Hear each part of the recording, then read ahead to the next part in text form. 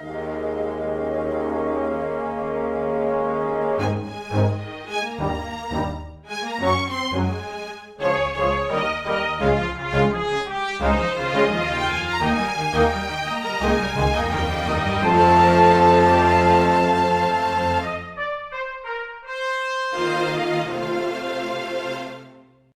everyone, and welcome to Weekly Manga Recap here on July the 17th of 2019. I am Nick, here with Chris, as we continue on our JoJo's Bizarre Pokemon adventure, journey, trip, road trip. To the moon. The moon is involved a little bit in this story, I guess. Mm-hmm. It's also based in your hometown of Florida, Nick. Hometown, yeah. I mean, that's what Florida is. It's all just one backyard community. Yeah, I think you passed by. I think we see you in a couple shots, even though this takes place in the 90s, and you'd have been about 6. Yeah, I think we see. There's me and my Groucho Marx look right there. Yeah, you were one of the 1976 Dolphins that they get resurrected to attack the heroes with. Why do they need to be resurrected? They just do. Really, if anything, they just over exaggerate the amount of driving required to get from Miami to Cape Canaveral. Really, you don't think it's that bad? Do you want to write a letter to hero? Be like, or Araki, be like, hey, dickhead, learn to drive. You're obviously not taking Alligator Alley if it takes them that long in order to get up to Cape Canaveral. You should write a very strongly worded letter towards him. Yeah, I'm sure that people haven't talked to Araki about their issues with Part 6 ever. No. No controversy surrounding this part at all. Nope. Everything was a solid logical train all the way through. Let's get into it. So part 6 of JoJo's Bizarre Adventure, Stone Ocean. So this was a different one. Different than I was expecting, even knowing what I knew about it. Because this is a series, I believe it's the only one so far that has a female JoJo, a female protagonist in JoJo's Bizarre Adventure. The only one with the female protagonist, and for a period of time also an entirely female cast. Then like halfway through, they're like, here's some dudes. Some Brodian dudes. Yeah, here's Jotaro again. Why not? He's in every other part that he's been in since part 3. It's also the first time the protagonist has been a direct descendant of a previous protagonist as well. You know, when you went from Jonathan to Joseph, there was still like a middle ground between them. And the same thing with Joseph to Jotaro. Mm-hmm. It just gets weird from there. But Jolene is just directly the son or the daughter of Jotaro. Yeah, and that's a big aspect.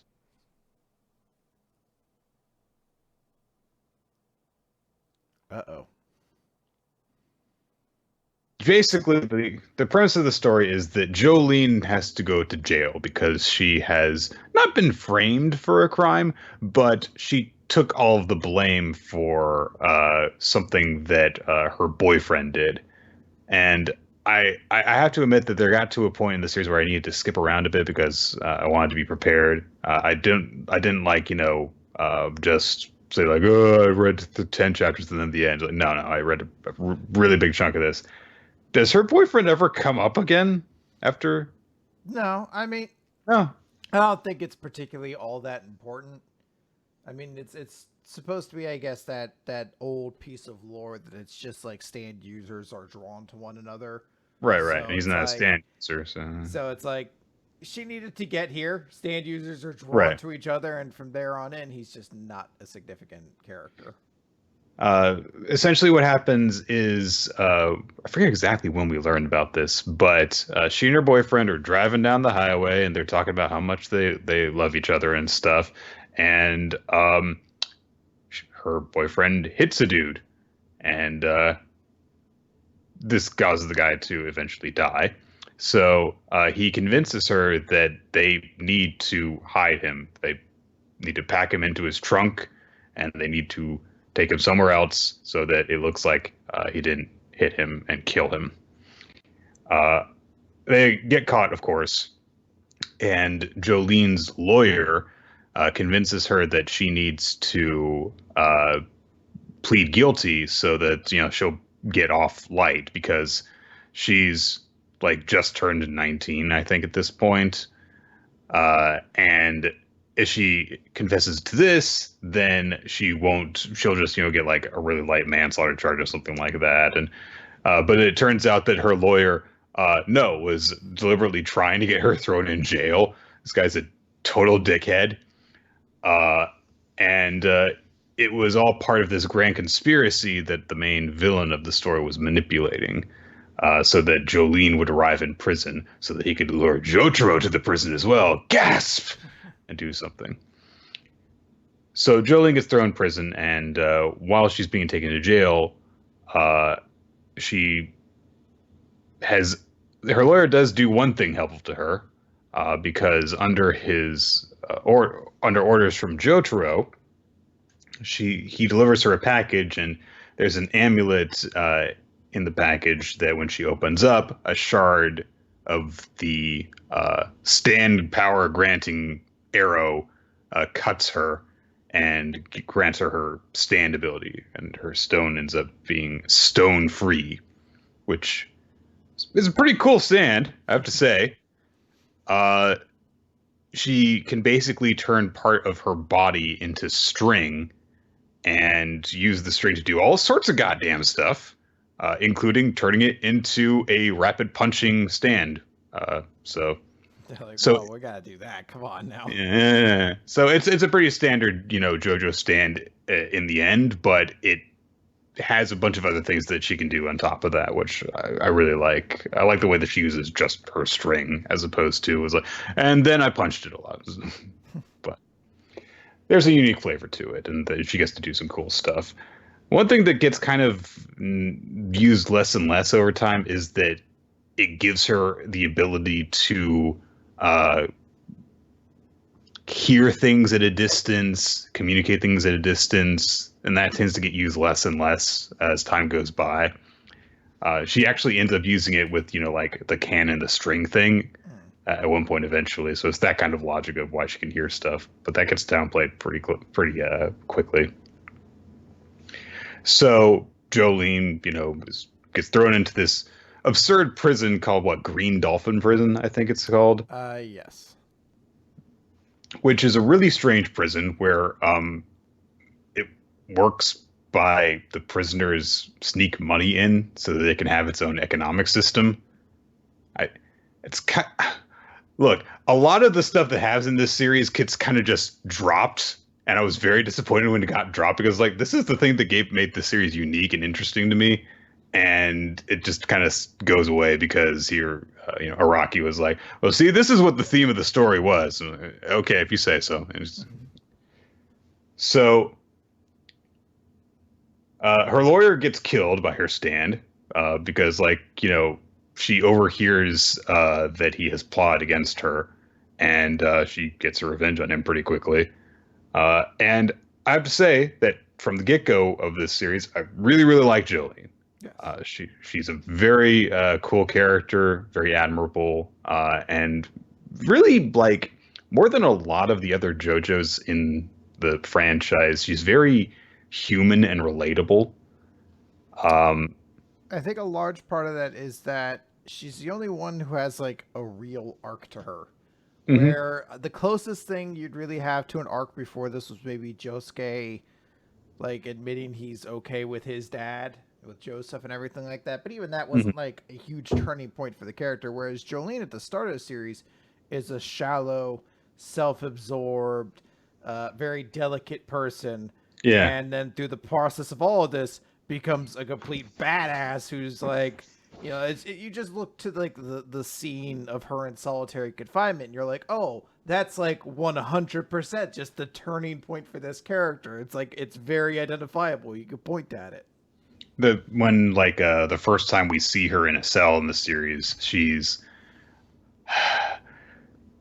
apparently masturbated the previous night, and she thinks that the guards saw her, and she's really, really, really embarrassed about it. And then later on, she's like, I have to kill everyone who's going to come and assassinate me so that I can get this thing to rescue my father. And she like deliberately got herself thrown into solitary confinement in order to do this stuff. And she, there's a lot of Jolene deliberately putting herself in more danger when other people are trying to save her because she's like, no, there's something that I need to do in this place that only I can do. So she goes against their wishes because, well, it's not just all about her.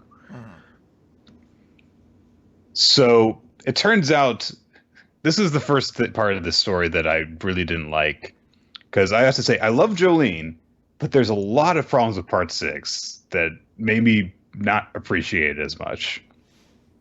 First is the fact that the entire plot centers on Jotaro again. And I'm like, okay, I like Jotaro, but how many parts do you need to be in, dude? So it is interesting because I imagine that there's a contingent of people who are like, I want my JoJo parts, since they all take place in the same universe, that they want them to like mix and match more. And then there's like that's why this one ended the way it did. Yeah, and then there's other people who are like, well, no, I kind of like it when they're both unique parts. I understand that, like, the very notion of, like, well, Jotaro's stand is extremely powerful, and it's kind of the entire, like, crux upon which this, like, conflict is made. But truly, it's a weird story in that it involves Jotaro so much. But then when the most perfect opportunity in the world for Giorno to make an appearance is offered, there is nothing, not a single they're like, all of Dio's sons are gathering here. Where's Giorno? He's on a plane. He's trying to get here. That's important. He's trying to get here. Listen, part 5 won't be nearly as popular until its anime comes out much later. And then everyone will realize how great it is. I do appreciate that this part has all of this like previous kind of like character connection stuff put into it, because you're like, oh, okay, in a way that's almost what kind of makes this one a little different, is that it is so kind of built up upon the past and has so many like direct connections to previous stuff. But at the same time, the current cast is like one that I think was strong enough on the grand scheme of things too, where you're like, we didn't need it. But again, the entire premise is based upon Jotaro and his stand, so yeah, you'd have to change a lot. And his memories. Yeah. So our villain, we don't know who he is for a little while, which is a similarity with some other parts. But so he's just known as White Snake, his stand for a while. And he has the ability to put people's memories and stand abilities into these CDs, which he can then put into other people, or even not even people in one very important case. So this, can gift the abilities to other people, and also he can implant memories in other people. And so what he wants is Jotaro's memory disk. There's a point early on in the story where Jotaro comes to visit Jolene, and he's been quite a bit of an absentee father through much of her life, which she comes to terms with later is because he was trying to keep her out of his life so that she wouldn't be used for this very purpose of, oh, you have a weakness, which is someone you care about, so I'm going to use her to lure you into a trap. And that's what happens. Anyway, Jotaro ends up getting his memories and his stand taken away from him as a result of this. And a large part of the story is Jolene trying to recover these in order to save her father, while our villain tries to recover his memories so that he can make use of them, because there's something important that only Jotaro knows. Ooh. Meanwhile, a person who has their stand and their memories taken away will basically shrivel up and die without them, because it's like having your mind and your soul taken away from you.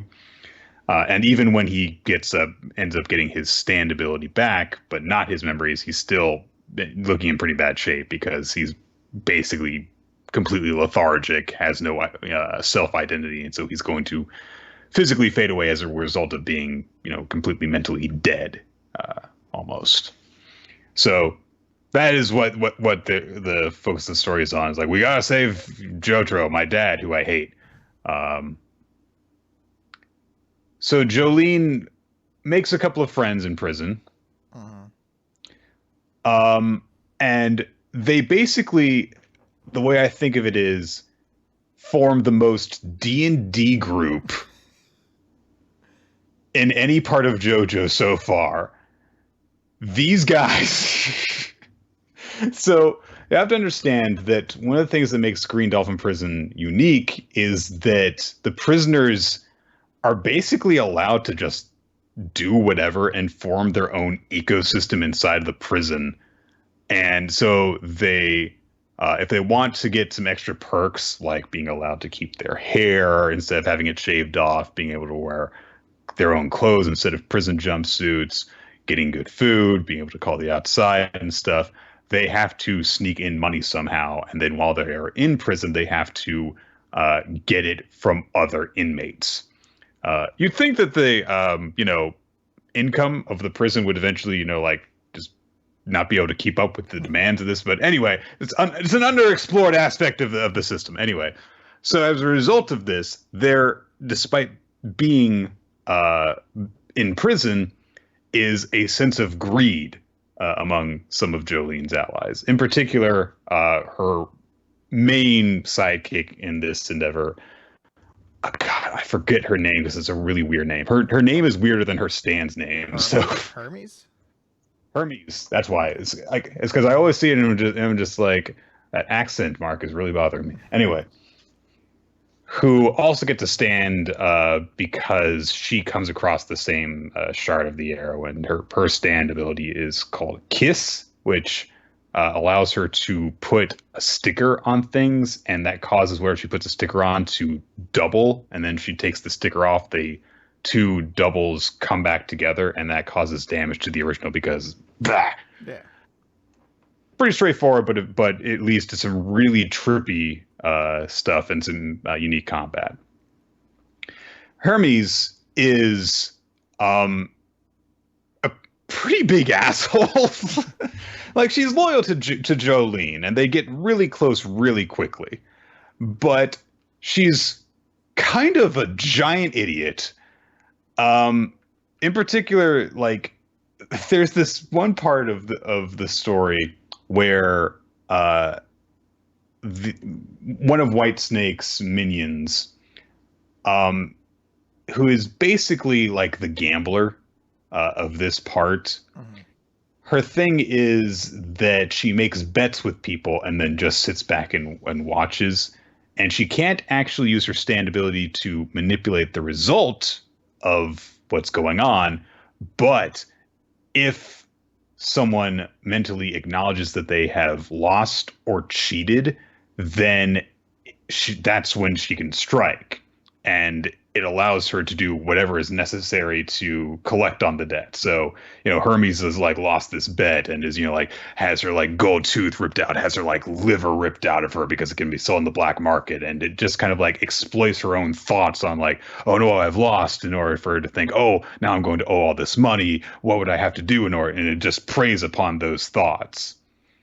And it starts off really, really, really stupid because they know that they're being hunted at this point, and Jolene is telling her friends, guys, I don't think we should take this bet. I don't know.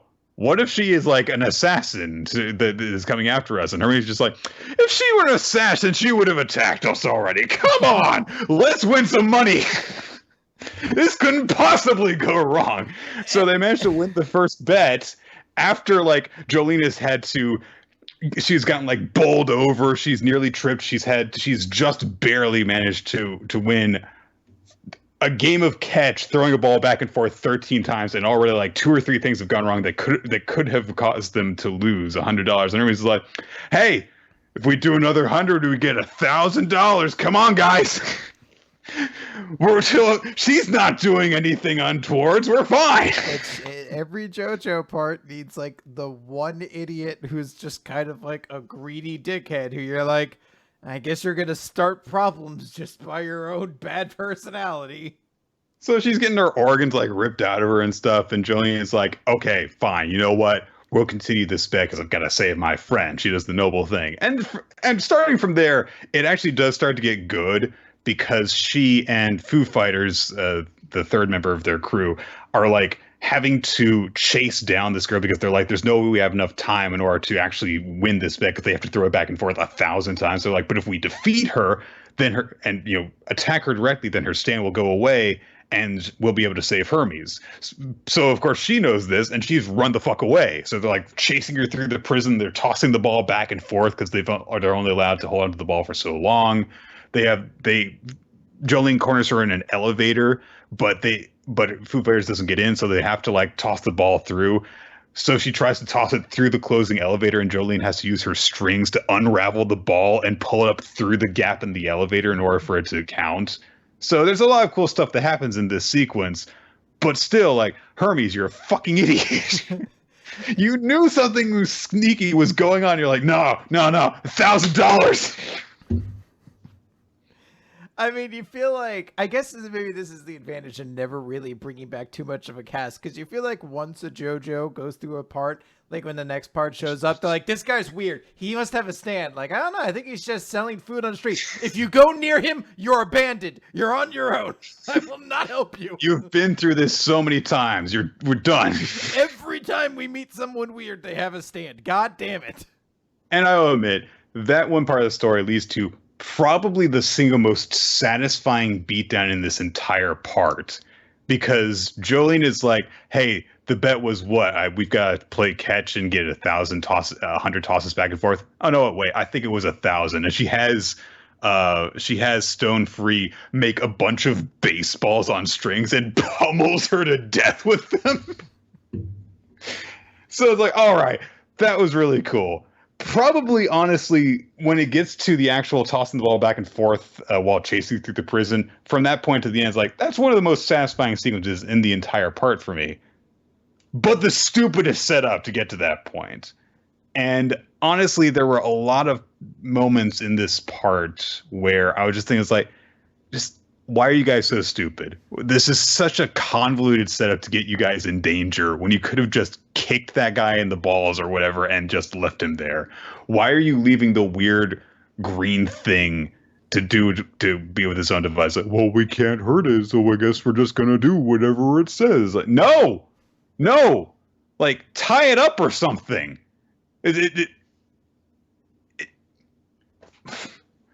I guess we'll go out into the boat and take forever to figure out what the hell it's damaging us. Just come on. And I know that's like all that JoJo really subsists on is like this weird scenario that our heroes have landed in before they can defeat this bad guy after figuring out how it's actually hurting them. But so much of it seems to be due to self-sabotage through so much of this, with so many different characters that it happens to, that I got sick of it a couple of times. Mm-hmm. Also, was it just me?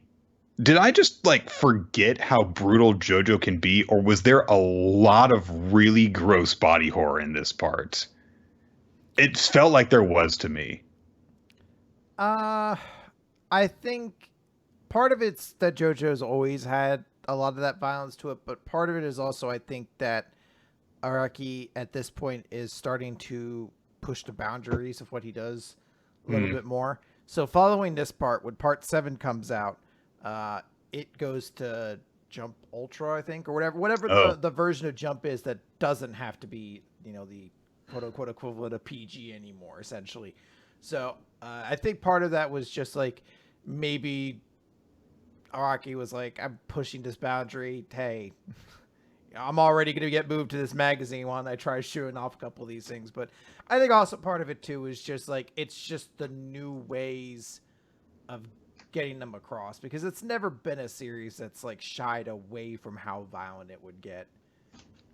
But serialized in the Weekly Shonen Jump from 1987 to 2004 before being transferred to monthly Seinen Ultra Jump. Yeah, okay. Yeah, okay, I get that.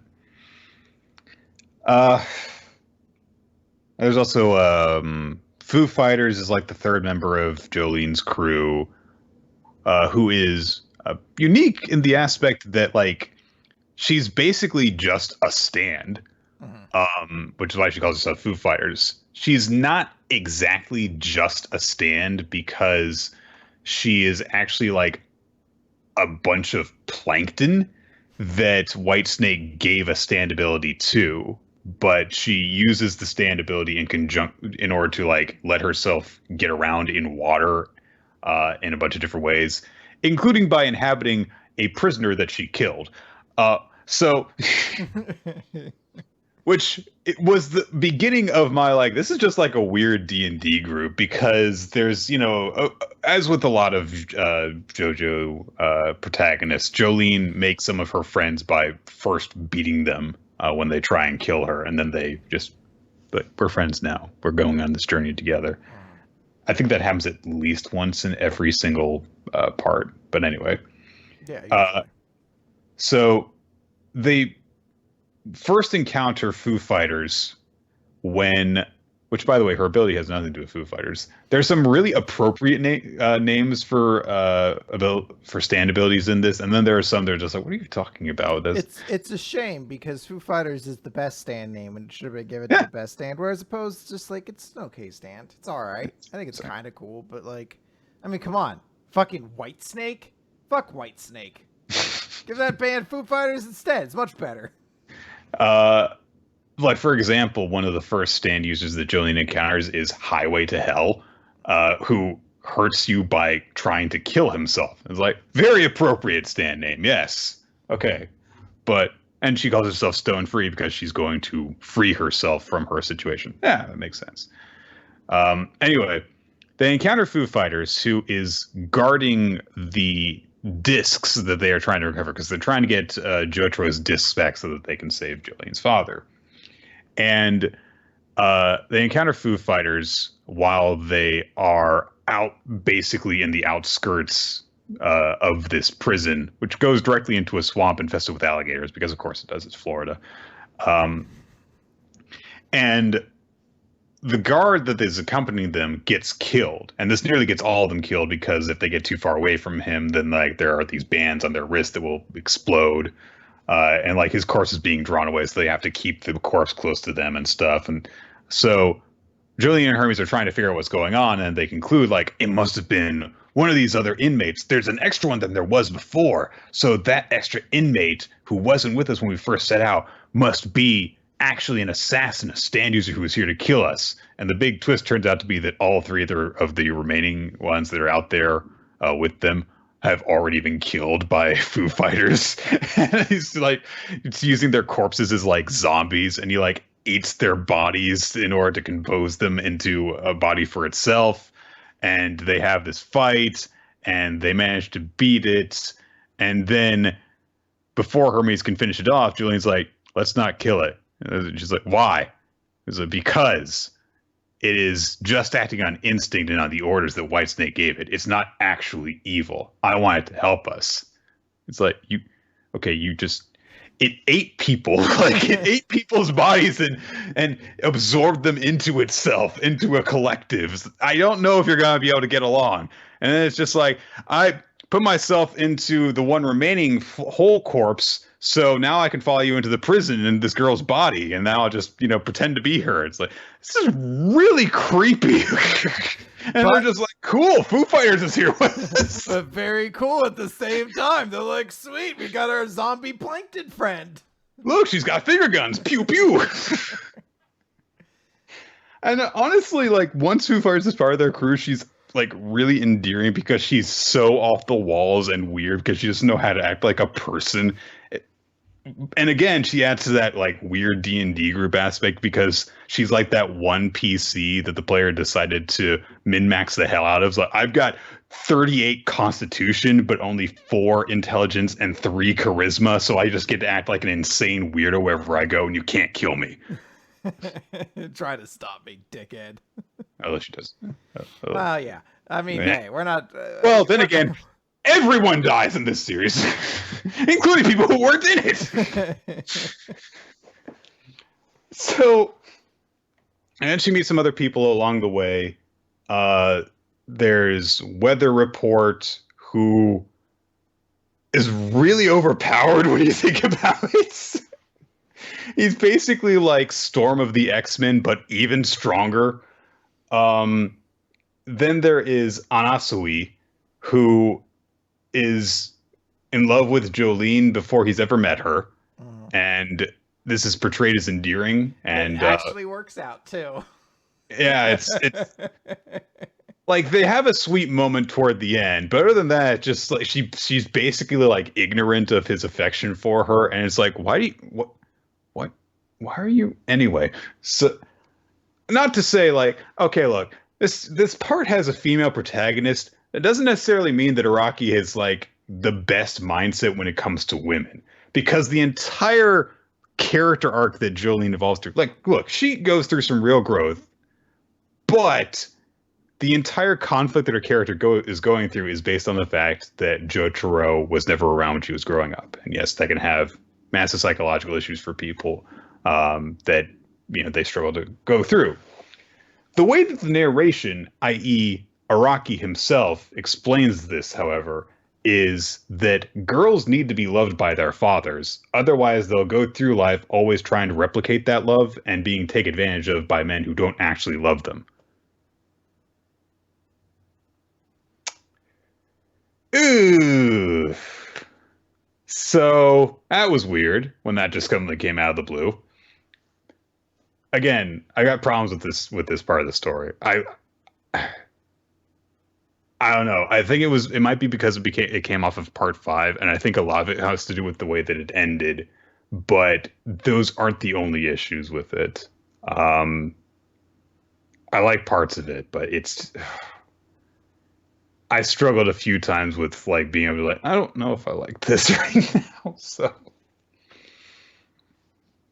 We haven't talked at all about the main antagonist for this arc, who, and if I'm not mistaken, because it's never been animated yet, and I can't remember if I've ever heard his name said in the game, but I believe it's Father Pucci, because it's based on it's Pucci, yes, because it's based off of Gucci, just with yeah. the P. So I assume it's Pucci, which is In amusing the to me Pucci. because I can't hear that and not think of the dog from Simpsons. Right. But he's the antagonist who we meet super early on. So contrary to kind of like the previous 2 parts, and honestly, contrary to like every part of JoJo outside of part 1, really, we meet Pucci really early on. At first, just in his stand form, and then we meet him. And he is the antagonist throughout the series. It's not like part 4 where you don't actually meet Kira for an extremely long time, or part 5 where like you don't meet that's the halfway point of the series is kind of like, oh, and now Diavolo's out there or whatever like that. Like we meet Pucci relatively early on, and the mission is basically one long, desperate kind of like stop him from completing his super plan arc.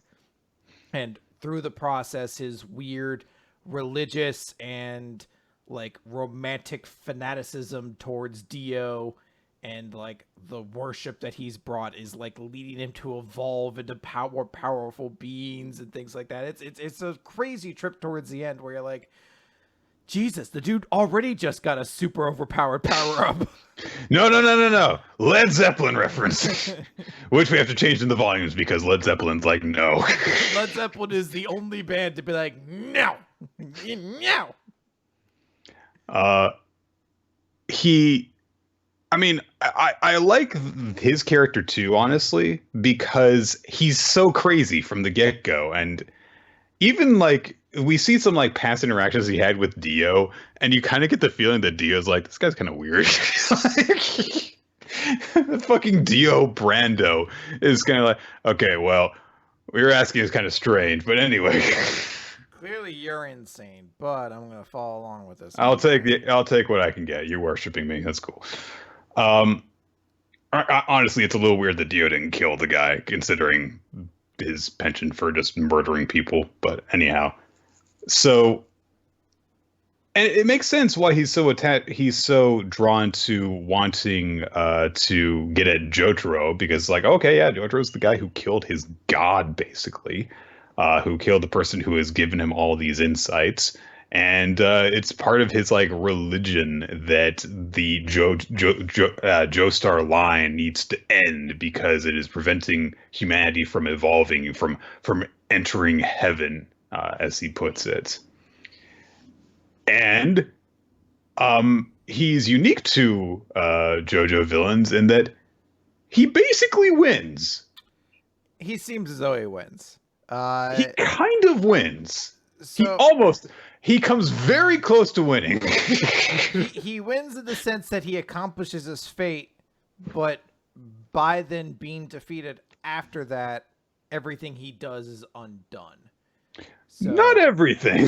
Well, most everything. He basically, his stand that he finally gets is an absurd, overpowered, like, time acceleration thing that's meant to, like, pull everything towards, because he kind of has a gimmick around gravity.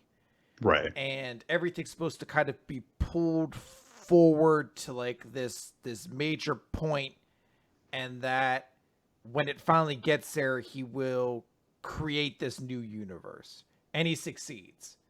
Yeah. But the hero's big victory is that they managed to protect this one kid who's been kind of following along with them, who's just around, whatever. They protect him. They get him into the new universe with his memories attacked. So he knows what happens, and he manages to defeat Pucci. And because Pucci dies, everything he's done is undone. But what it does is it creates a new kind of alternate reality. A new... Yes. Well, no, hold on. Actually, this is actually very important. Not an alternate reality, an alternate timeline. Yes. Where all the characters are still the same, except they don't have the same names. For some reason. Well, it's so JoJo... so Rocky could put a shitty pun into the last day of the two characters at the end. Irene and Kiss. And that's sort of the end of it. And a lot of people are like, well, that's infuriating because it means everything's been undone. And you're like, everything still happened. I don't know why. You know what? Whatever. Just okay. I agree, I lost. So,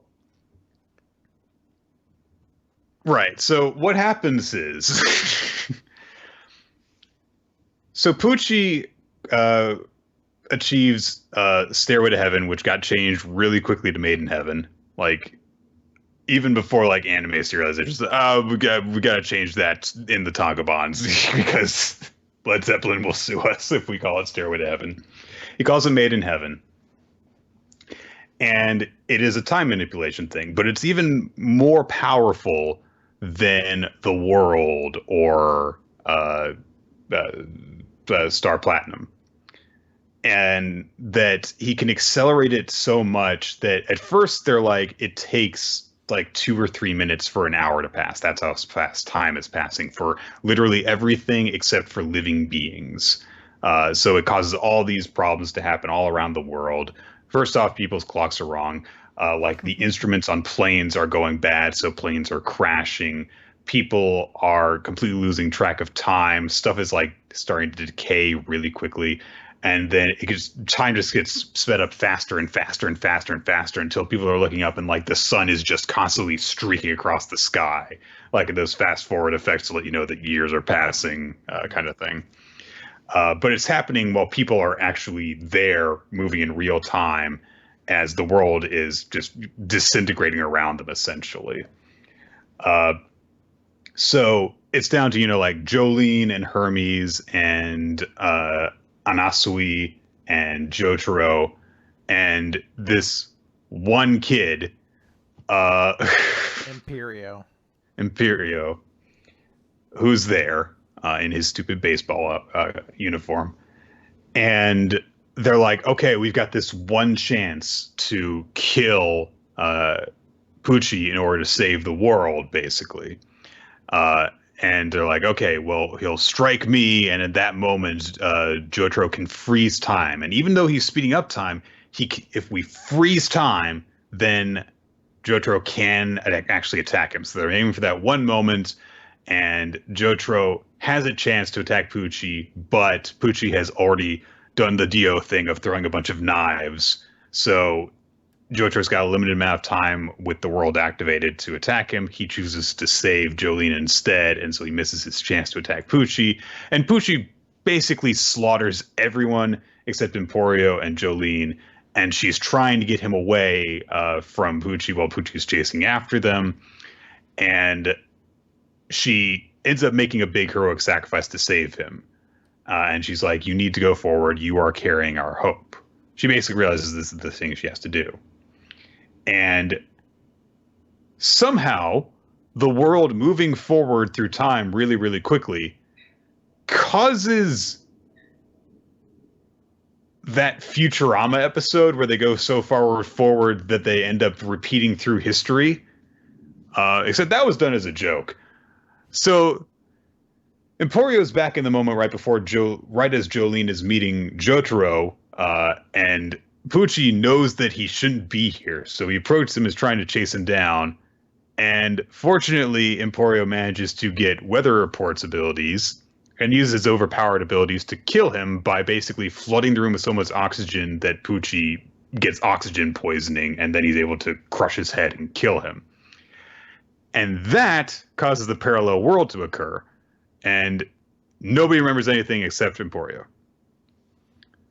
When this happened, and I was like, I'm on the last chapter as Emporio is in this second of three, timelines, basically. And I'm like, okay, so he's going to do something, and then Jolene and Jotaro are going to kill this guy, right? No. It's a new timeline, and he meets a bunch of the characters, except Foo Fighters, who, can't exist in this new timeline because she was plankton.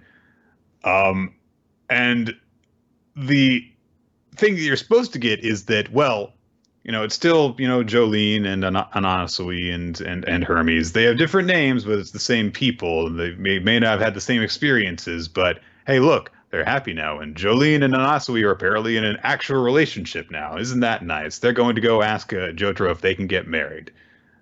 And but Emporio remembers, and he's very sad.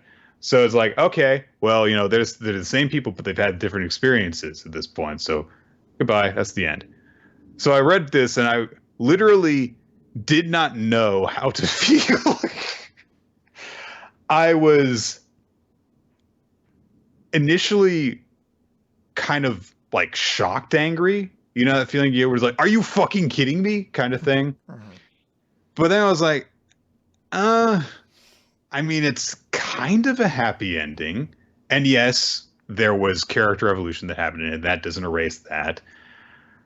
It's definitely something that if we read this 5 years ago or so would have pissed me off a lot more because, as you experience more media, as you get older and stuff, you experience it differently.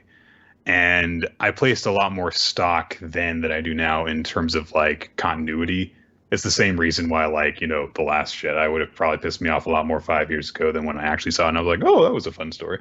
So I decided to do some research on this. And it turns out that Araki did this because he was like, where the fuck could I go from here unless I reset the universe? And he makes a really strong point. There have been how many JoJo protagonists that have, ended up with world-changing abilities by the end of the year? How can you get just increasingly more powerful people before they're just gods, and it just becomes not interesting anymore, where you just have to go up and up and up and up? So he made the decision to instead go back and make the separate timeline where there's not all of this, Joestar line continuity to worry about. Not every single villain has to be connected to Dio Brando and all that stuff. And so he can just tell separate stories, like what Part 7 and 8 are. And it's like, that makes sense, I guess. So I do have a minor correction on that. Okay. So the world that's created is an alternate timeline. However, Parts 7 and 8, while they also take place in the past, do not take place in the same new timeline. It kind of exists to be there, Okay. but they don't. So it's the same general feeling, but just in case people are going Because to get taken. he closed the book on this one timeline Yeah, in order to right. and the new timeline has references. It's actually specific because I think it does have some element that actually kind of comes up, because not to spoil too much, but part 7 has a villain that has the ability to like cross dimensions. So like it actually might be a factor that comes up at some point. Gotcha. But it's one of those cases where it's like, well, I can bring in elements from other Yeah. parts if I want to, but I'm not beholden to them now that I've kind of closed the book on them. I don't have to say like, this person is connected to the Joestar line this way, and this person got power from Dio this way, and all that stuff. So Yeah, so I do like that it really went to the limit of what the heroes were able to accomplish without taking anything away from the villain, where it was like Pucci was an extremely competent and extremely dedicated villain. And even though they overcame so many ridiculous things, because the thing that like I really want to stress is how ridiculously like cool the characters in this part are for surviving everything that they do. When the villain finally gets the ability, he's like, oh, I could just flip the gravity of things, so I'm just gonna fucking flip you inside out, Jolene. Enjoy dying. She's like, turn myself into a Mobius strip, bitch. And you're just like, what you gonna do? I was like, I guess she just did it again, man.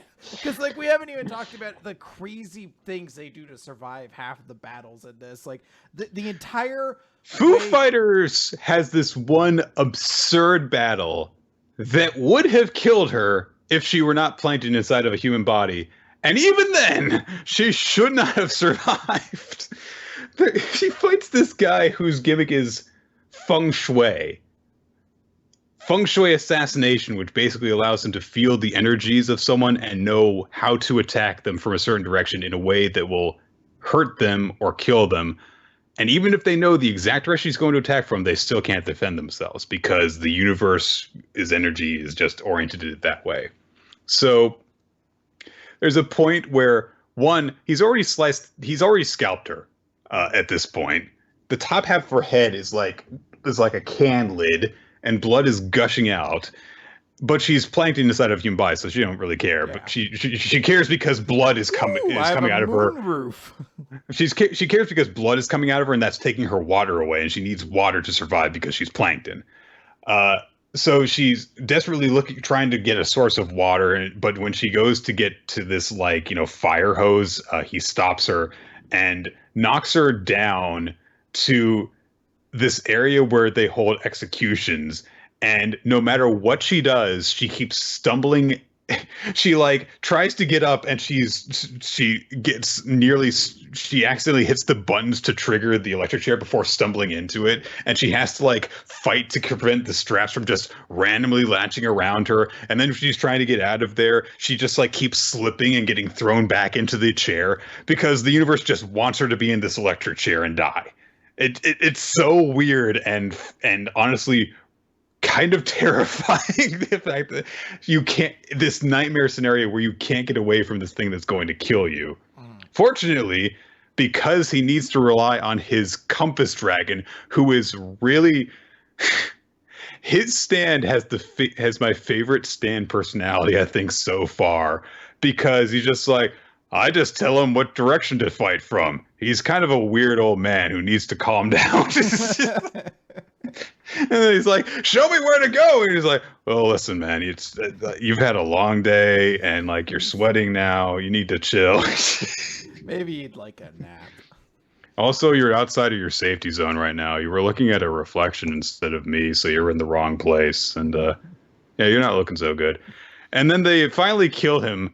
I think they kill him. No, I think he's just knocked out of commission. He's still technically alive because Anasui uses his ability to turn his body into springs, and you cut inside of him and see that his bones are breaking inside of his body as he bounces around without wanting to. It's gross as fuck. There are some very memorable fights in this part. I think that in the end, there are some, I guess, just thematic issues that I have with him more than anything. in terms of like the reason why Araki had certain things happen. I understand why he did them, but I disagree with them, and that really bothered me.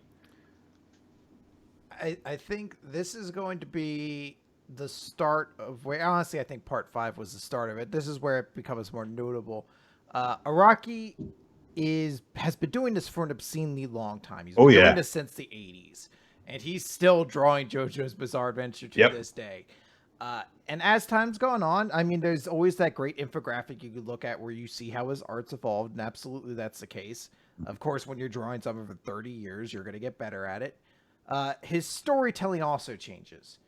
And his storytelling has, I think it peaked in part 4 to a certain extent, where he kind of had this tight little small story about this town.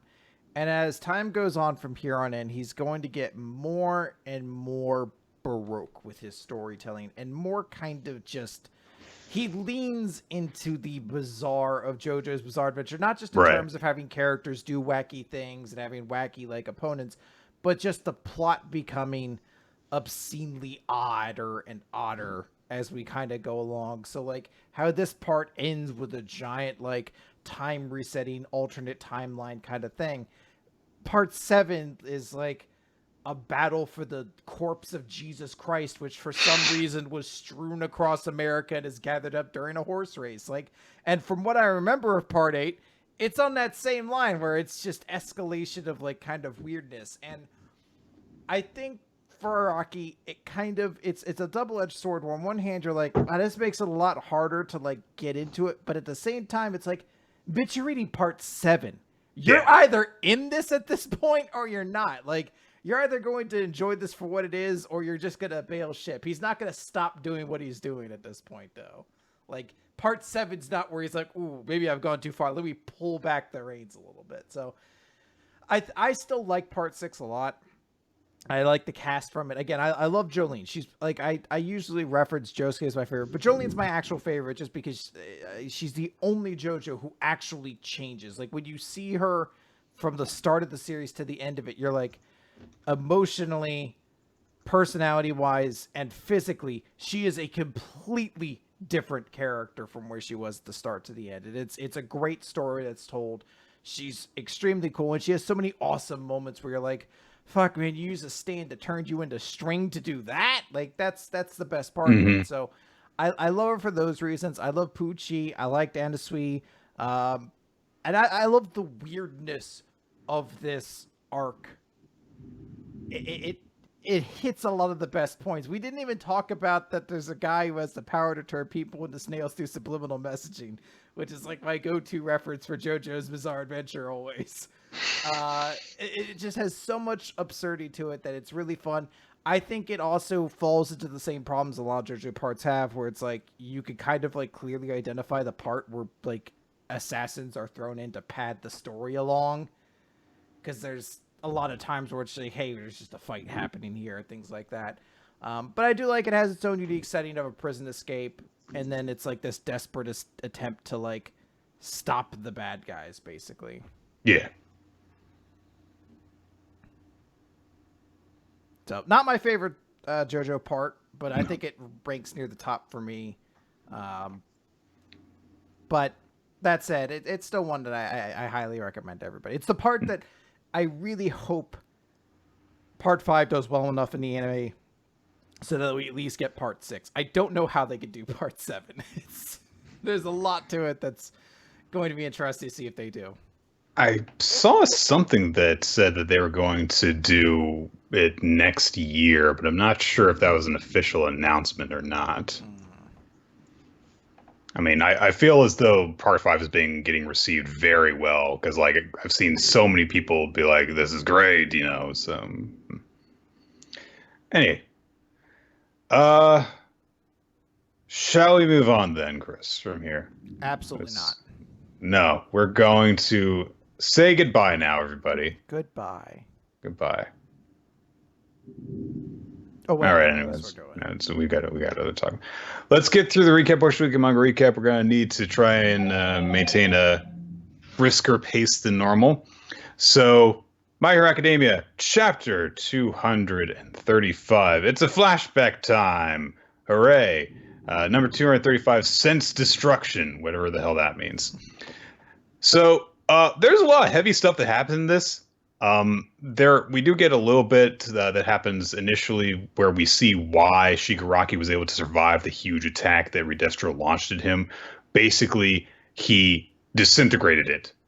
He launched this wave of his stress at him like a blast, and Shigaraki touched it with his hand and disintegrated it and kind of dissipated instead of it hurting him. And Shigaraki looks at one of the hands that he wears and kind of repeats the sentiment that Redestro said, that he can't build anything. He's like, you know what? You're right. All I can do is destroy. And Redestro's like, well, then be gone, because a world without creation has no future. And he bears down on him. And Shigaraki's like, well, no future. Well, I don't want that either. And we get this extended flashback to Shimura, Tenko, as a child. Sense Destruction was the last chapter. I got confused and didn't change the chapter title. Tenko Shimura Origin is the name of this chapter. And we see that Tenko grew up in an abusive household. His father was an asshole because apparently, I say apparently because, it's basically Nana Shimura, who was All Might's predecessor, did not abandon him, but left him to someone else to raise because it was the Jotaro logic.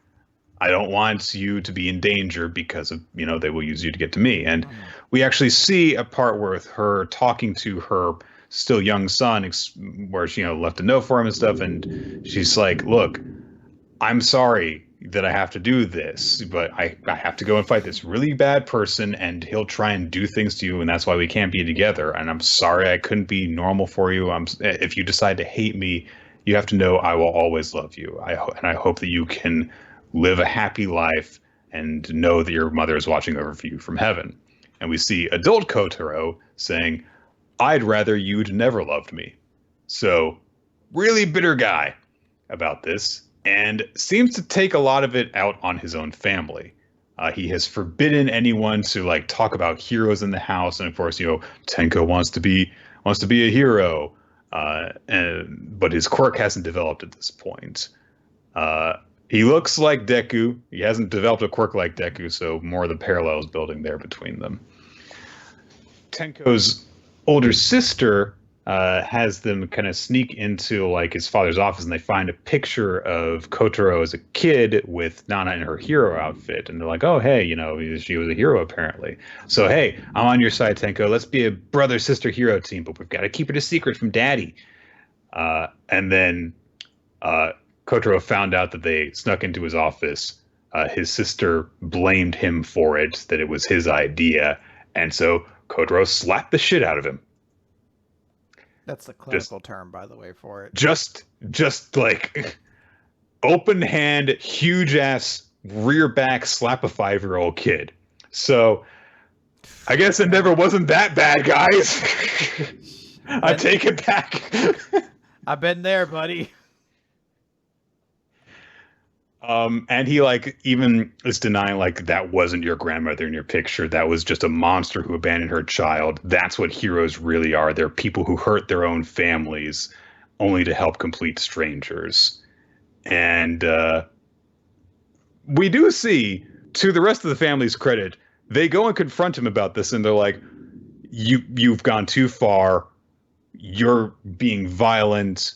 And you promised us that we would live in this home of joy. What's this? And he's just like, I didn't want it to be this way. And we see Tenko moping by himself, crying as his little dog tries to comfort him. And he itches at his eyes, and he's like, I can't take this. I hate everyone. So, yeah. Pretty harsh and heavy stuff. But I guess if you're going to have someone end up becoming as disturbed as Shigaraki, you're going to throw as much stuff in there as possible to explain why he's so messed up. I want people to keep in mind that I don't think that the series is necessarily saying, oh, if you come from an abusive household, that's why you become evil. It's like, No, he became evil because he made a mistake when he was 5 years old after he was having an emotionally trying time, and then one All for One swooped in and further pushed him towards the dark side. This was a number of different factors that led him to this. But yeah, if you wanted me to immediately think like, wow, you came from a really bad household, it's like, yeah, okay, yeah, that's one way to do it. Cool. Nothing bad better happen to that dog. I know he's currently clutching in his hands. And he has a disintegration ability. At exactly the point when his disintegration ability should appear. But I better see that fucking dog, like, walking alongside him next time. He's like, isn't it weird I discovered my disintegration ability while trying to open the mayonnaise or something like that? Well, let me tell you something, Chris. I get the impression that we're not going to see this dog, only part of his body later latched around Shigaraki. He's like, no. See, you can't prove that he died because he doesn't have his hands with him. See, I like this. I think maybe the execution is a little off for me, but I do get why this would make Shigaraki the way he is, just from the sense that he saw very small glimpses of his family feeling like they betrayed him beyond, like, obviously the parental figure in his life who severely betrayed him, but all the other small ones. And so when he kills them out of anger, he just doesn't know how to cope with it, and he breaks and he becomes the Shigaraki we know today. So I do see where that, because we haven't seen it yet, but presumably we've been able to put the dots together that we have thus far, and know Shigaraki is going to obliterate his whole family very soon. So it'll be curious to see how that all comes together. I do like how this all sort of pulls together. I honestly, there's a part of me that honestly even sort of sympathizes with the dad's anger towards the original All for One as well. Well, not the original All for One, but the One for All. But his mother. But I was like, I do kind of get why he is. He's a kid who like had a mom that he loved, and then she was just like, I can't take care of you anymore. Got to be a superhero. And he was like, fine, then fuck you. I'm never allowing superheroes in my household again. So how dare you die protecting people? Fuck you, Mom. Yeah, like I get why he sees it as angry as this like vindictive kind of like child who just like doesn't understand it and eventually just turn that confusion into like a sense of misplaced grief. So I think a lot of the pieces work. Again, I just think the execution was maybe a little off for this chapter for me, but by and large. Okay. Also, I thought this chapter was about safety first because there's like a big two-page color spread. And the first people I started looking towards, like I looked over at Momo and I was like, oh, she's wearing knee pads. This must be a safety thing. Because I looked over and then like, what's her name? The acid girl's also wearing ear pads. And I looked over, I was like, oh, Baku's wearing knee pads. And Deku is too. And I was like, why isn't anyone else? That doesn't make sense. For the last two, those are actually just parts of their costume. Why are the other two wearing knee pads now? That's what I need to know. Yeah, Yorozu can wear wherever she wants. She'll just create it, you know. That's true. But now I just don't understand what. Because then I was like, oh, well, they're wearing rollerblades. Of course they would. And I was like, no, they're not. No, they're not. They're not wearing rollerblades at all. You're just wearing giant knee pads. You can't make that a style. Get out of here. Maybe they're doing it because they're doing parkour. Because they're like running around. I don't know. You do parkour in gym shorts and a loose T-shirt, Nick. That's all you do it in. You I'm gonna do parkour while wearing a party dress. Yeah, that's how you do it.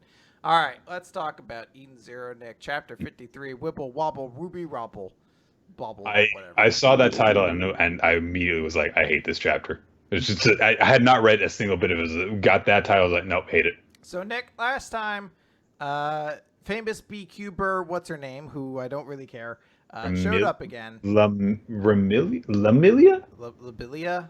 I thought there was a B in there. Teenage bitch went. Got it. Labilia. All right. She was like, hey, I'll tell you how to get to Labor District, but you have to do something for me. And it left off on kind of like a point where we were like, Nick, do you think it's going to be something sexual? Do you think it's going to be something sexual? Just like, kind of, yes. It can't possibly be, Nick, because it's the end of a chapter, so they've got to use it for some forward progression of the narrative. Honestly, I would have been less let down if it had been more sexual than it ended up being. It definitely hits a kink of a certain kind. It's definitely a kink, but she's just kind of dressed skimpily. she doesn't do anything erotic. No one makes her bark like a dog. It's very This is very progressive for Hero. So she's like, all right, well, here's the thing. I want you to cosplay as a little magic girl, Wibble Wobble Ruby Bobble. And it's like a little magic girl character. And she's like, fine, I'll do it. So she's put on the dress, and she's like, it kind of, it's a little small, but whatever. And then she starts hearing an anime theme song go around, and she's like, who's that? And we see a guy who I'm being told is like a German YouTuber interviewed Hero. Like, I'm sure there's a lot of lore to it. Don't expect me to start learning people outside of this fucking manga though for it. So I think his name's Nino. I don't know. Yes. But, yes. He's like, anime will save the universe. He gives a thumbs up. That one frame has gifted me so much. I don't know. I kind of want to be like easy on Eden Zero this week, just because like I got that one picture. It's like that's so exploitable. Let's just drop that in as a great non sequitur. Anyway. So he's a good dude. Where, as it turns out, Lobelia is not, because she wasn't actually really interested in having Rebecca on her video, where it was supposed to be this whole thing about like rising B-Cuber joins up with me. She's terrible at titles, by the way. But she eventually is like, hey, could you go up on the stage and do one last little like fucking theme song bullshit? She goes up there and she basically does the whole fucking bit from Carrie where she gets up on stage and just dumps a bunch of shit all over her in front of everybody. She slimes her, Chris. Why Casino was entertaining B-Cuber's entire prank to the point of being like, yeah, you could just spill shit everywhere, whatever, who cares? That was a bit confusing, but hey, they got that point across. Lobelia just wanted to prank her. It was a prank video, bro, just a prank video. And apparently the video is going to be called I Dumped Some Gross Smelly Soup on the Woman Who Got So Carried Away She Actually Thought People Cared About Her Videos. I'm like, that's too long. Just say I dumped. That's a character limit. How are you going to tweet that? Like, you can't even put any hashtags after the title after you share the link in the title. You just got to stop it with I dumped gross smelly soup on a woman. And shockingly, people will turn out for that. Shockingly, despite how it is, you'll be one of the most popular YouTubers of all time. So, there's a moment where Pino's like, no, stop laughing. You're laughing at my friend. Stop it. And she actually cries. Yeah, she cries. And Lobelia is just like, what labor district? And then shuffles off. Honestly, it's actually a really funny moment because she's like, all right, fine. I did your stupid thing. You got to humiliate me. Tell me how to get to the labor district. Get the one now. She fucking books it out. She literally like shuffles away. It might as well just be a cloud shape, like a dust cloud shaped version of her left behind. So she's like, shit. And then she's handed a note that says, hey, Madame Kurenai is listening to everything that takes place here, so don't say a single word. And we see Nino, and he's like giving a thumbs up. He's like, I know how to get to the labor district. Come with me. And then we cut over, and we get the patented bondage scene of this chapter, which, honestly, this may be my favorite part of it, because it's so short. I was like, so we didn't waste 3 fucking pages getting to this. Like, it's just a moment of, like, Hamura and her hands are, like, tied up on a pole above her, and he's like, what a sweet view. Can't wait to do this. I also like how she's like, I can't use my ether gear. He's like, well, ether gear functions by having your hands move, so without your hands being able to move. Bullshit. I'm like, yes, just like how D&D, you need to have your verbal, you need to have verbal somatic. Like, so if you're handcuffed together, you can't cast spells. I'm like, that sounds like some ticky-tack bullshit, but whatever. I guess this is an easy way for us to get more bondage fetish scenes going on in the future. Anyway, Shiki shows up. That's the end of the chapter. Shiki's like, it's such weird. It's like, I don't know why we even bothered having her be kidnapped if Shiki was literally just going to be like 20 feet behind him to kick open the door right afterwards. Like, I found you immediately. There's just no sense of tension being built up whatsoever. So honestly, it's like unintentionally funny that they build this. Oh, what's gonna happen to Hamura? Oh, Shiki's here. Never mind. Okay, why did we even bother having her be taken away if she was just going to show up immediately? Anyway, let's move on from there. Very brief note about Beast Children. Chris, the prelude is over. Yeah, well, now we're gonna get to the good stuff. Yeah. Good luck with that. Samurai 8, Chapter 10, Target Acquired. Um, so what's this guy's name? Atta, the dark-skinned samurai who's been flying through space. He comes across. Real quick. I just want to say this for the people who are listening later. I want people to know I didn't just turn on like 6 hours of rain background track right I'm now. sorry, Florida. It happens sometimes. Yeah, no, I just want people to know that that's just being picked up from another mic. That's me. Look, sorry. It's coming down actually pretty hard right now. Anyhow. No, absolutely. Atta comes across like the main guardian samurai, the older one that we saw speaking with the older princess earlier, and he summons this. He has like their base turn into this giant Garuda mech as Atata streaks towards it, and they start to clash. And he's like, "Have you come to your death?" And then, just down on the surface, Dharma reacts to something. It's like, "I felt something familiar," and was it Hachik? Whatever. The adult samurai is like, "Oh, you must be sensing Lord Mujin. Do you know him?" And Dharma's like, "Oh yes, we once fought in a ceremonial duel. He was a promising fellow." "Oh, well, he's the samurai protector and stellar commander of this planet." "Oh, no surprise. I shall have to meet him so we may speak of old memories." And we just cut up into space. The entire mech's been completely cut apart. Atta stabbed him through the stomach, and he's like, "Oh!" And then he disperses and he cuts up his like guardian orb thing or whatever it is. And it's like, "Now to continue my mission." Hachimaru's father finds Hachimaru's beacon, goes to his coordinates on his little hover bike thing. Atta lands and is looking around and he's like, "I must retrieve Hachikaku and Dojikiri Takatsuna. Target acquired!" And goes off there as well. Hachimaru's father shows up first, scolds Hachimaru for he thinks he got kidnapped first, but then of course Hachimaru's like, "No, I became his pupil myself." And he's like, No. You have to be protected. You're not a protector. You're the son of a mechanic. We're going home." And Hachimaru's like, "I'm not some useless wimpy kid anymore. I'm different now."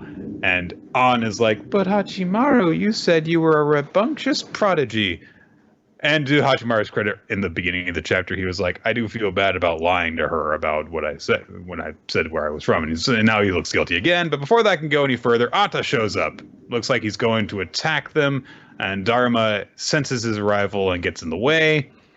And Hachimaru's father recognizes who Atta is. And he says, "It's been a while, Dr. Furuta. Where is Hachikaku?" So the plot thickens, I guess. I like how there was a thunderclap right in time for that line too. "Where is Hachikaku?" Crash. And Hachimaru responds with question mark double exclamation point.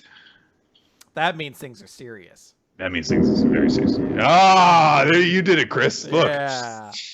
Now this is a new WMR Lives, Nick, where we just use nature to create the sound effects for us. Hang on a second. So next time we're gonna do a We Never Learned chapter, and I'm gonna record it from inside a porn studio with a very open mic. God.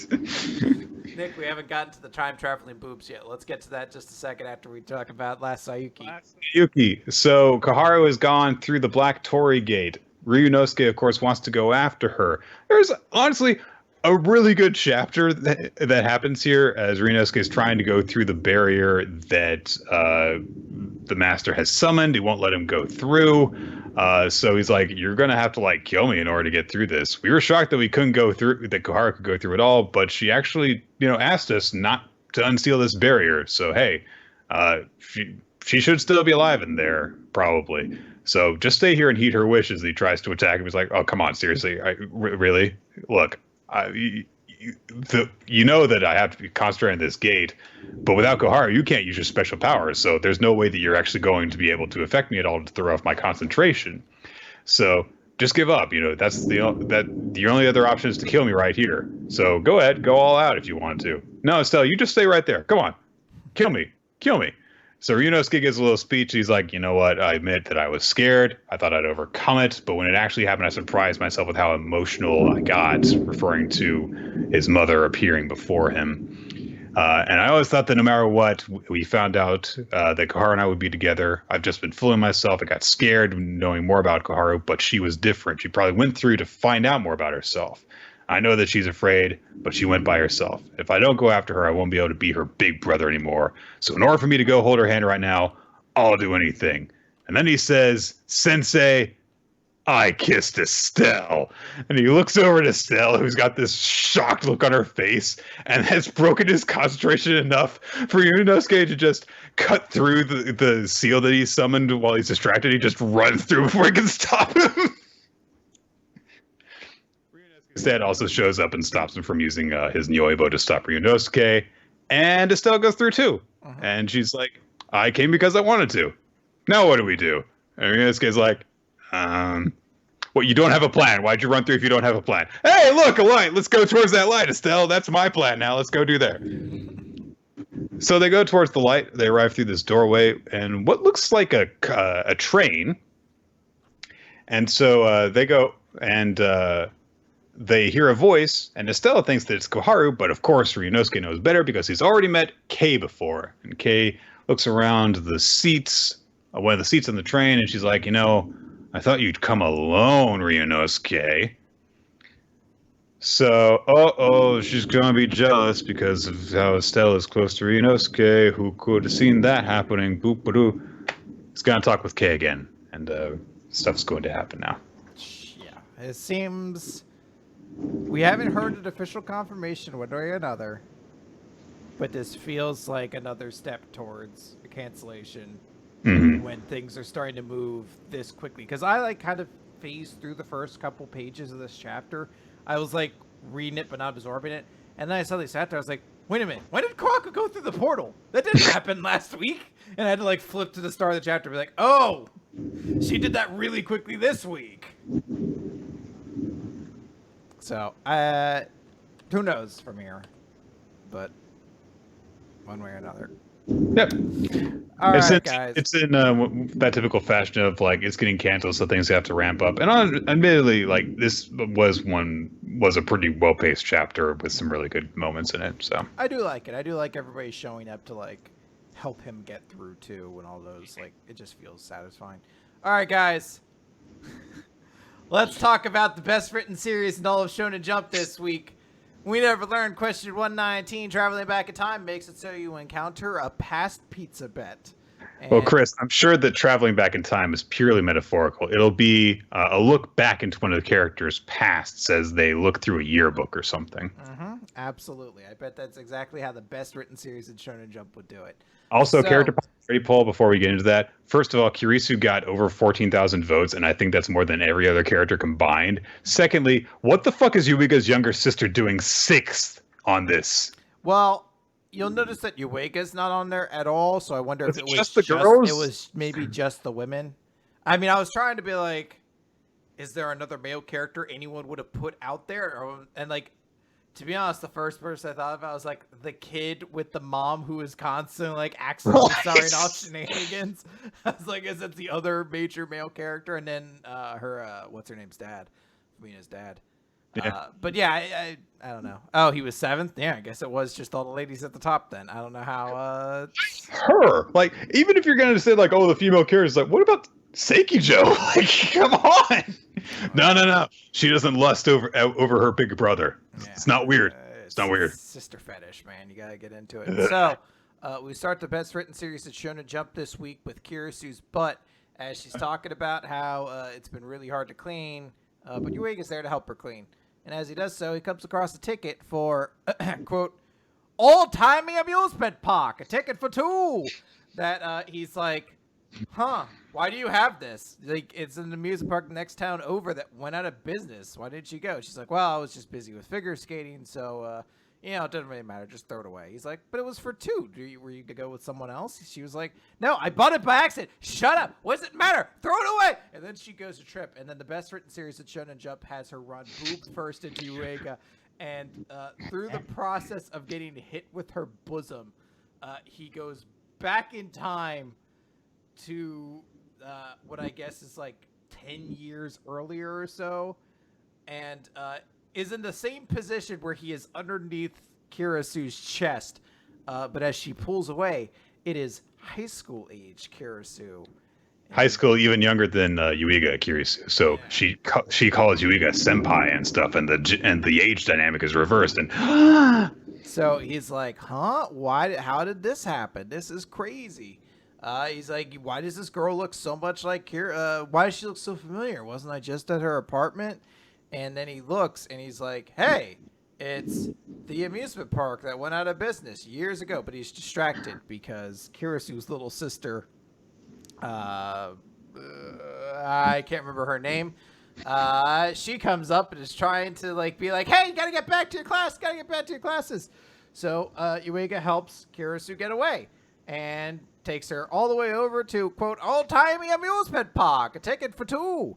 And but how I thought this place was destroyed, and a newspaper blows in his face, and it says newspaper dated X years ago. It's like, I thought we knew how old they were. Why does it need to be X years ago? Couldn't it say 5 years? Never mind. yeah, Anyway. it's some time range of like 5 to 8 years. But we know what year in high school she's in. Yeah. Like, I don't know if we specifically do we know Kirisu's age specifically. I guess not. I think you're right. I don't know. I would assume somewhere in her mid. You know what? While you go through this chapter, I'll see if we could actually find that out. Go ahead. But So, Kirisu is like, well, thanks for bringing me all the way here, but I'm kind of nervous. So, would you accompany me? Because I've never done something like this before. So they go together and they're riding a roller coaster and they're like, this is pretty exciting. She's like, oh, yeah, hey. there's the coaster sound effect right there. Yeah, the roller coaster sound effect. And they're starting to get to the top. She's like, "Oh, hey, I noticed you're from my school. I judge it by the color of your tire. Actually, a year above me, so you're my senpai." And Yuiga's like, "That's kind of cute." Oh my god, what am I thinking? No, this is a disaster. have to figure out how to get back in time. I have to. And then she's like, "Hey, is this thing supposed to be flipping up like this?" And that's like her harness has gone up. So the best written series in Shonen Jump has Yuiga grab onto her as then the roller coaster goes to the water and it splashes her shirt. So you can see her bra and it's like a sexy weird shot for some reason. She was just out on a general day out in town, so she wore her lacy bra. As a lot of 16-year-old girls presumably do. It's just how We don't need to consult any of the women in our audience about this. We know this, and we know that you just randomly wear lacy bras when you don't have to. Sometimes I do too, Nick. It's all about just being free when you go to the amusement park. I should note that yes, I am aware that sometimes women just wear lacy bras because they feel like it. You don't need to at me about that. So. But you should at Benzai about it. Yeah. Let's see. Ask for his opinion on this. Then they decide to go over to the haunted house, and they're like, "Oh, because fucking Maharu's looking for them again." So like, we'll hide in the haunted house, and they're like, "Oh, this haunted house is not very scary. It's kind of shitty." But then at the very end, there's a bug. So Kirisu freaks out. It's the moth too, like a baby moth that like pops up. And she starts screaming, and there's a joke where like two people are walking by. They're like, "Oh man, I don't know if we should go in that haunted house. It seems pretty terrifying." And then it's just it's a collage of different moments where they're trying to hide from Miharu, but it's kind of distracting from their fun. She's like, "Well, I'm still having a fun day." They ride on a Ferris wheel, and she's like, I'm pretty strict if it was when it comes to training. So if it weren't for you. I'm sure my sister would have, she would have caught me and I would have gone back to just I wouldn't have gone out on this fun day. So like Maharu eventually finds her and is like, yeah, hey, I guess when this ride's over, our time's done. It's like, oh, hey, I bought the photo from a roller coaster ride. And she's like, oh, here, let me show it to you. And then she trips. And the best written series in Shonen Jump has her Maharu's magic time traveling boobs knock into Yuiga again, and then this time it sends it back.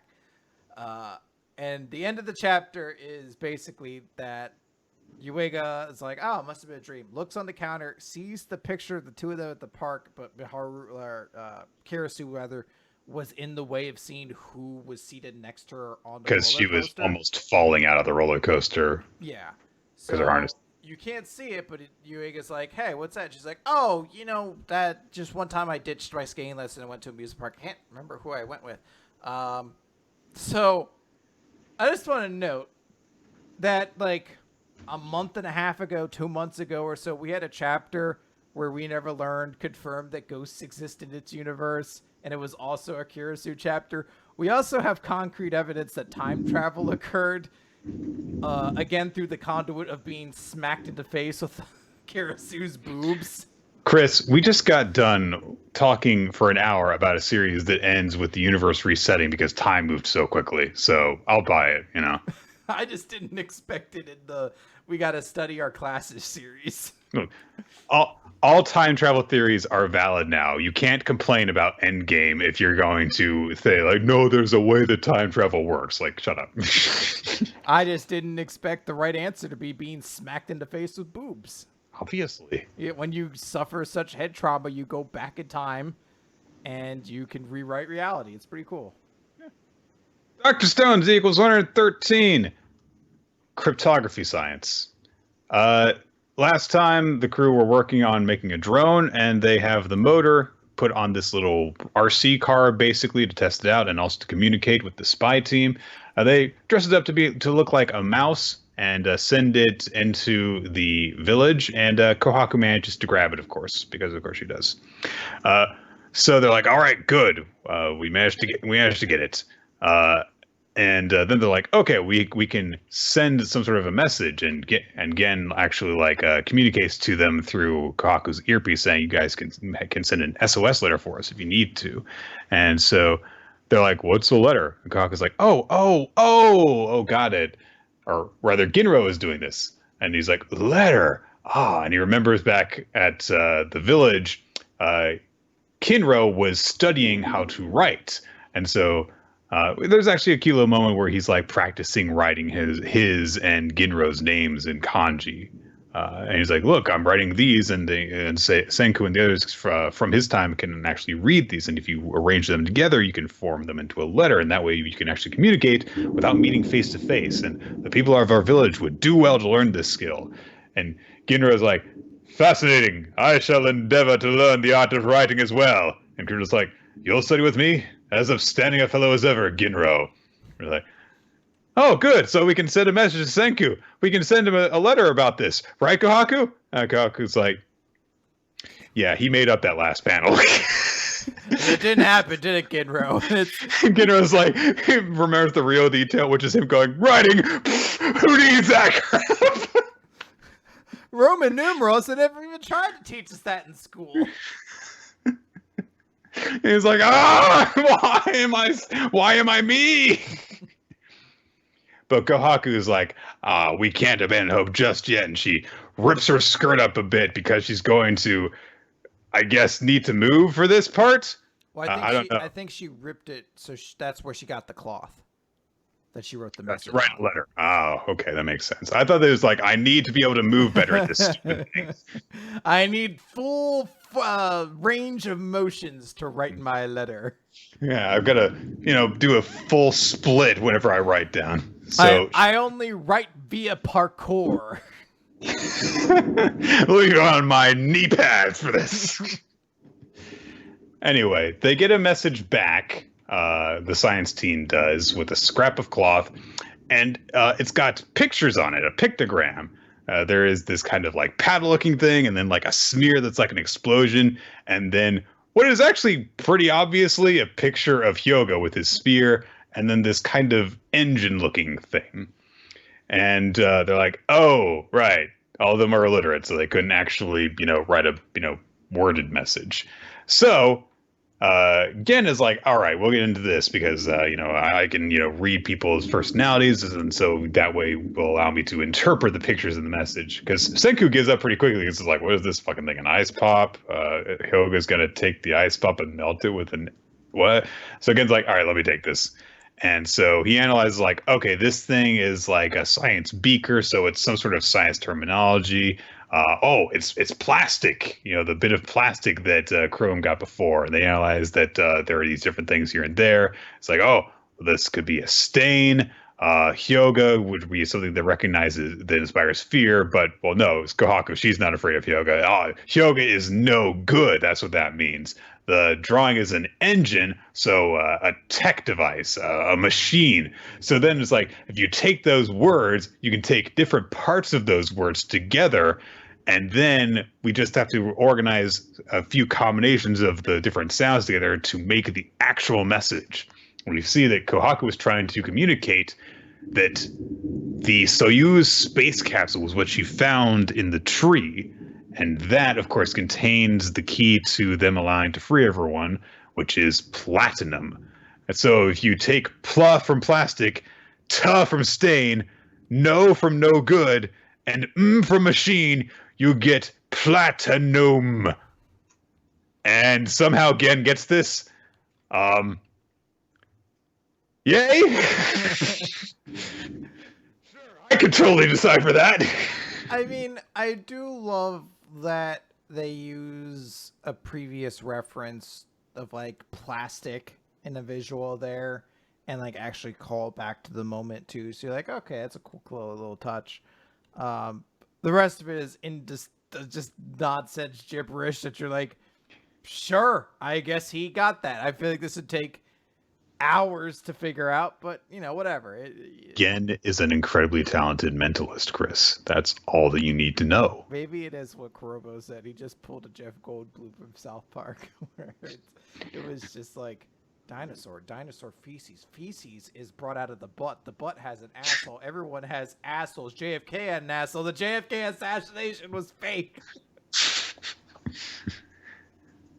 I guess it's just one of those things where like the characters are supposed to operate at a level so far above your own that you're supposed to just be like, yeah, okay, they're smart enough to get that. But then if it's something that's like you have a bit more of an idea of how it's supposed to work, you're like, I don't think that that's actually possible that you would get that so immediately. Honestly, the big thing is probably that it doesn't actually translate, because this feels like way too specific of a message to actually translate. So this was probably the work of creative team that was like, how do we make this make sense in English without having to type a message at the bottom of the page? It's like, it makes sense in Japanese. I'm sorry, it just doesn't work. I imagine they put a lot of work in to try to be like, it makes sense. But I imagine like, probably like the Hyoga thing isn't just like no good. It probably is something that has a bit more of a context to it where you can like see the puzzle kind of pull apart. I don't know. Maybe it has something to do with like you would actually see the words and have the individual characters, and of course each individual character in Japanese makes a sound, so that translates a little bit better than individual letters do, because then you can just have like, okay, you just need to have something that has a sound in it, and that's it's a bit more like charades where you take, you know, like, oh, it sounds like kind of, yeah. So I imagine that's probably what it is, but it's very amusing to sit there and him just be like, pla. When we take the pla from plastic, the tuff from stain, the tuff from stain. Oh well. So we're over to Seven Deadly Sins then.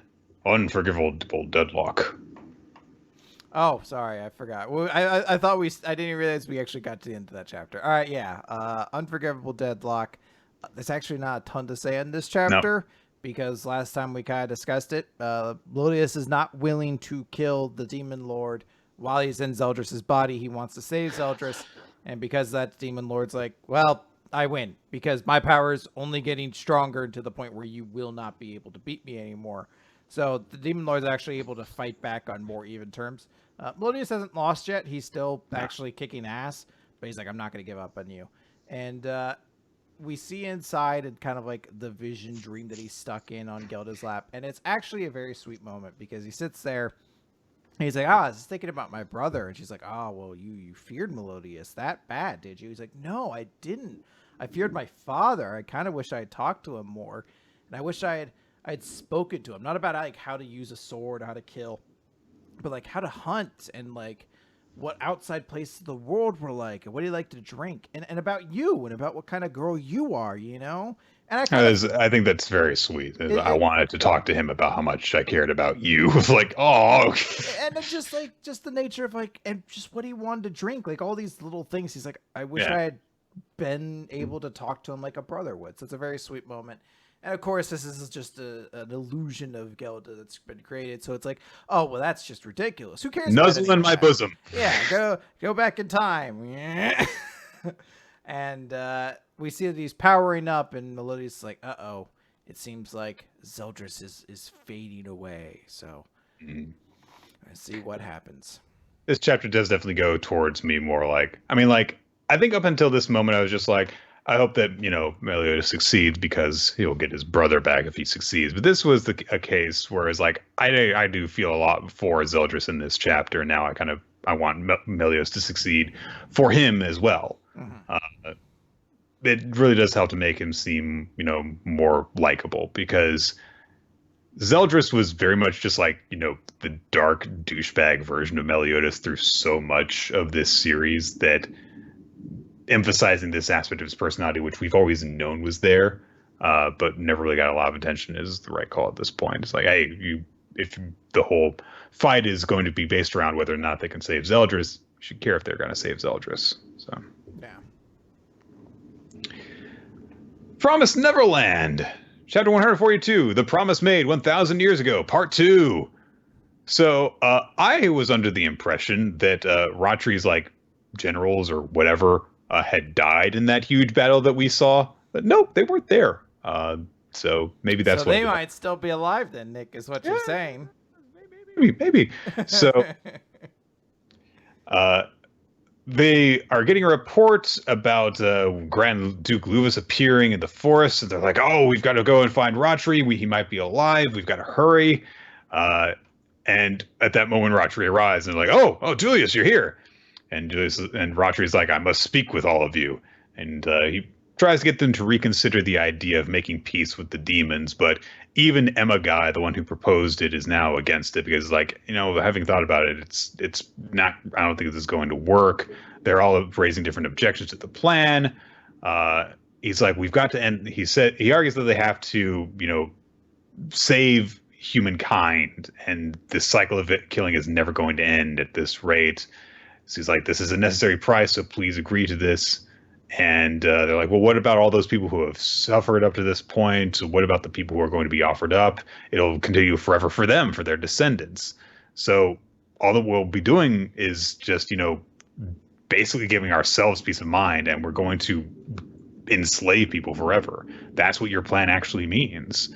And they're talking about the people that they've lost, and they're like, look, you fought so hard for the future that we want. We never gave up, so why now? And he, clutches his head and says, no, look, I'm enough of this. We're just fighting for this dream that's never going to happen. What's wrong with abandoning those? We don't know. For the sake of our comrades, I'm doing the right thing. And Emma Guy says, then why do you look so troubled, Julius? You really don't want to abandon them either. You've always cared about the citizens and your soldiers. You're righteous and kind. That's why you feel more responsible than anyone and put so much pressure on yourself. But you were the one who wanted it most. Peace for all of humankind and victory without compromise. And so they say, look, we can't go along with this plan. What you need is rest. So just take a break. And he's like, no, this is for peace. It's the best option. I want you all to consent. And if you don't consent, all right, I see that you're not going to change your mind. It's unfortunate. Truly regrettable. And a bunch of demons storm in behind him. And basically, there's like, well, you weren't going to agree with me, so he had to betray them. And he says that he's already made the agreement with their queen. And she agreed to it, accepted the proposal. And Ratri says, forgive me. You will all get in the way of peace. Therefore, although I'm reluctant to do this, you will be the first humans to be offered as food. And he gets this kind of insane smile on his face, and he says, you will become the foundation of peace. And he's telling himself, this is the correct path. Someone must be sacrificed. Someone must finish this. We can finally end this. The world will be saved. We will be saved. And we cut ahead as presumably all of his friends are eaten. And himself and I believe the queen of the demons are the ones meeting in front of Blah. And he, of course, agrees to the wish that they make in order to make the promise. And he says, but I would like a reward. And Ratri remembers that he's been told by the queen that he has to accept the condition, has to accept the price that he sets. And so Blah says to Iverk, you must give me the best meat you harvest each year. You're going to create humans at your farms, and I want better meat than what you or the royal family eats. And Iverk agrees, and then he turns to Julius, and he's like, yes, I'm okay with it. Ask for anything. Even if you want my life, I'll take it. And he says, You're the gatekeeper. You are the mediator. You will maintain peace between the two worlds so that both species will keep the promise you made with the queen. You won't be at ease unless the human side does it, right? That's why you, a human in your clan, will take on this role. Forever. That's right. You and your descendants are caught in the whirl of destiny. You can't escape, neither from the friends you abandoned nor from your destiny. You will also become the foundation of peace. So, you played yourself, Ratri. And it's karma, like, seriously. Like, you wanted to get away from all this shit. It's like, nope, you have to deal with it forever. That's what you get for betraying your ideals and betraying your friends. So now, Emma, of course, is the only one meeting with this figure. And he again asks for a reward in return for the wish she's going to make. And she's like, I can't tell it all what it's thinking or what it wants. It's like a whimsical god. And he actually is kind of upfront with her, saying, I want something important as the reward. Ambition, desire, longing. If I'm going to get something, I prefer that person's dearest thing. And Emma looks put off by a little bit. And he says, even so, do you still want it? What is it that you want? And Emma remembers a conversation that Ray had with them saying, like, look, you cannot override a promise with him. You cannot break a promise with him. And you cannot reject the reward. The promise from 1,000 years ago was to split the world. So with that in mind, our wish could be simple. Just two things. And Emma says, what I want is for all the children in the farms to go to the human world. And I also want to make it impossible for anyone to travel between the two worlds. And the figure smirks with a sound effect because you couldn't see him smirking through his mask, and says, I shall grant that wish. So this seems like a really easy way to have Emma take on all of the burden of this promise, doesn't it? Like, I get this really uneasy feeling that she's basically going to not be allowed to be with her family that she has worked so hard to protect. I guess we'll see. Maybe the whimsical god will be like, well, you're doing this for noble reasons, so he will reward that. Or maybe he'll just be a little douche and be like, okay, your family can go to the other world, but you have to stay here. It might be something like that. I feel as though part of the punishment with Farachi was meant to be a karmatic punishment. So maybe Emma's kind of more selfless request will be in there. But at the same time, I'm curious to see how this is going to boil out in like a philosophical manner, of because this series has dealt with a lot of themes of war and consumption and prejudice, and I'm curious by what seems to be perceived as the solution of the series is like complete and 100% like isolation, segregation from each other. And I know that this is a fantasy series, so there's a ton of different factors that play into it, but I'm curious to see how that's going to play out, like to see where this series is going to place its like kind of, its final foot down, this answer, this, Promised Neverland, what the answer to that actually is going to be. But I think there's still way too much of the story for anything here to feel concrete. Like, I feel like it's not going to be little guys like, you're going to have to stay here forever, and Emma just has to sit out of the big final conflict that's about to happen as Norman and his buds like storm the whole reverie or whatever it's called.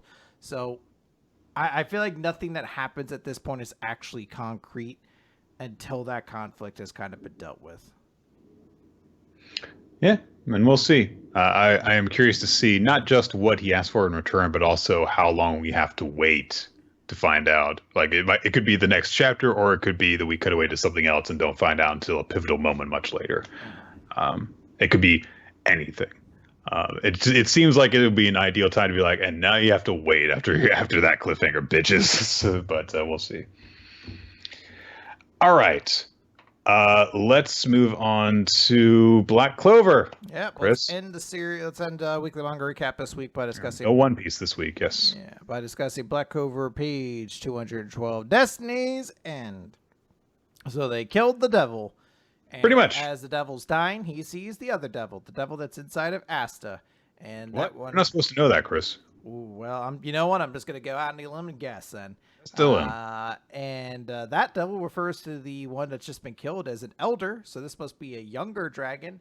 And he just mocks him the entire time, says it's a pleasure to meet you. You don't need to know who I am, It doesn't matter because you're a loser and now you're going to die. Goodbye. And the devil disappears from this world and everyone's like, we won! Huzzah!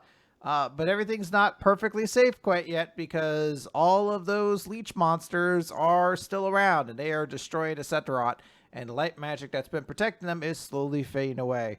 So they're like, oh no, what are we going to do? Lumiere's like, I want to keep using my magic, but I'm kind of at my limit. I don't think I'm going to be able to hang on much longer. But they're all saved because of not Rades, but the guy who's with Rades, whose name I just will not remember for the life of me. He uses his spatial magic to teleport everybody basically to the same space. We also kind of abruptly close together that it's like, and Yami and his group found the two criminals who escaped. And I'm like, what the fuck? They better have stolen like Satan's butthole out of there or something. Like they better have stolen something or done something. They have to have done something, or else the entire subplot was completely fucking pointless. Because all they did was just run away for like 4 chapters. So yeah, they're all safe, and they're like, "Hey, let's get out of here." Yeah. There's a small moment where Lumiere kind of looks over. He's like, "Look at all these cool people with different spells and different abilities. It really seems like Clover Kingdom's in good hands." It's like, sure, I guess it's steeped in just classism and prejudice, but I guess you met 12 of the people there. You've decided it's all perfect. Well, like Lumiere goes on to, the afterlife after this, and he sees the Wizard King there, and he's like, so yeah, there was this kid, his father died, and oh, did you like take him in? No, I just I liked his dad, but did you like say anything to him? Well, I just never got around to it. Did you ensure where he went afterwards? Oh, I kind of lost track of him, and he was operating under false names and stuff, and look.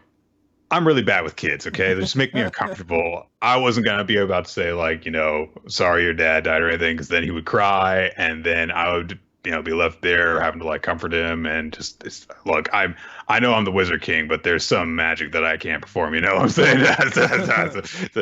Anyway, yeah, he hates all nobles now, basically. Sorry about that. I guess the only other thing that's worth noting is also a character, because when guy who's with Rades saves them, Rades is right next to him, and they're like, you didn't do anything. And he points to right, point to right. He's like, you didn't do anything. And he's like, I'll do stuff when I want to. And that's basically you get around that kind of stuff. Good writing. Yeah. Good writing right there, man. Patry does say there are still things I must do, and he's thinking about William Banchins. So yeah, we'll this is an odd chapter, honestly. Just in terms of the place that it ends, the kind of pacing that occurs throughout it, how it begins going to where it ends. It's the action falls as opposed to builds. And that's kind of weird for a chapter of manga. I know that we just came off of the climax of the big battle, so it's going to be a little weird no matter what you do.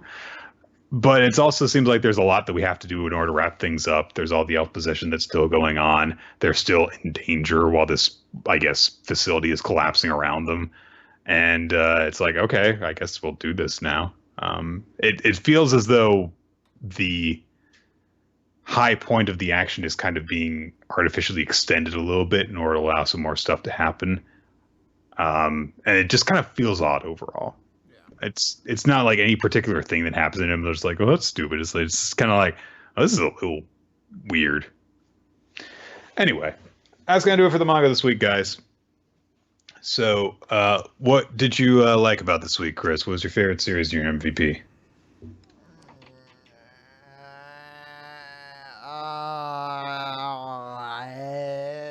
My Hero gets best chapter. Okay.